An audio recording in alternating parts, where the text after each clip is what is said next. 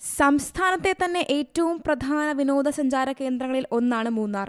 എന്നാൽ നൂറുകണക്കിന് ആളുകൾ വന്നുപോകുന്ന മൂന്നാറിൽ ആവശ്യമായ അടിസ്ഥാന സൗകര്യങ്ങളോടെ ഒരു സ്വകാര്യ ബസ് സ്റ്റാൻഡ് ഇനിയും നിർമ്മിക്കാൻ കഴിഞ്ഞിട്ടില്ല. അസൗകര്യങ്ങളുടെ നടുവിലാണ് നിലവിൽ മൂന്നാറിലെ സ്വകാര്യ ബസ് സ്റ്റാൻഡ് പ്രവർത്തിക്കുന്നത്. 3-4 ബസ്സുകൾ മാത്രം നിർത്തിയിടാൻ സൗകര്യമുള്ള സ്റ്റാൻഡിലെ തിരക്ക് പലപ്പോഴും വാക്കുതർക്കങ്ങൾക്ക് കാരണമാകാറുണ്ട്.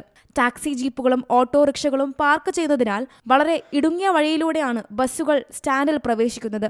ശുചിമുറി കോംപ്ലക്സോടുകൂടി ഹൈടെക് നിലവാരത്തിൽ മൂന്നാറിലൊരു സ്വകാര്യ ബസ് സ്റ്റാൻഡ് യാഥാർത്ഥ്യമാകണമെന്നതാണ് ആവശ്യം.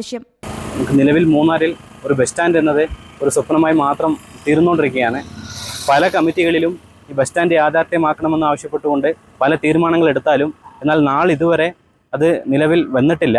നമുക്കറിയാം, പല യാത്രക്കാരും വഴിയോരങ്ങളിൽ ഈ മഴയത്തും വെയിലത്തും നനഞ്ഞു നിൽക്കേണ്ട ഒരു അവസ്ഥയാണ് നിലവിലുള്ളത്. അതേപോലെ തന്നെ ബസ് യാത്രക്കാർ അവരുടെ അടിസ്ഥാന ആവശ്യമായ ടോയ്ലറ്റിനൊക്കെ പോകണമെങ്കിൽ 200-500 മീറ്ററൊക്കെ നടന്നു പോയിട്ട് വേണം തിരിച്ച് വന്ന് ബസ്സിൽ കയറാനായിട്ട്. അങ്ങനെ സർക്കാരും അതേപോലെ തന്നെ പഞ്ചായത്തും അടിയന്തരമായി ഇടപെട്ടുകൊണ്ട് ഒരു നല്ല ഹൈടെക് രീതിയിലുള്ള ഒരു ബസ് സ്റ്റാൻഡ് നിർമ്മിക്കുന്നതിനും അതോടൊപ്പം തന്നെ ആ ബസ് സ്റ്റാൻഡിൽ ടോയ്ലറ്റുകൾ നിർമ്മിക്കുന്നതിനും ഉടനടി തന്നെ നിയമ നടപടി സ്വീകരിക്കണമെന്ന് അഭ്യർത്ഥിക്കുന്നു.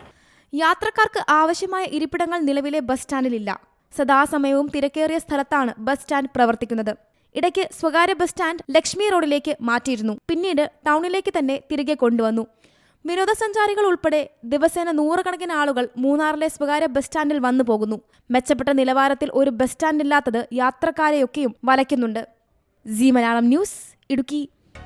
പുതിയ വാർത്തകളും വിശേഷങ്ങളും ഇനി വിരൽ തുമ്പിൽ. എല്ലാ ഡിജിറ്റൽ പ്ലാറ്റ്ഫോമുകളിലും ഇപ്പോൾ സീ മലയാളം ന്യൂസ് ലഭ്യം.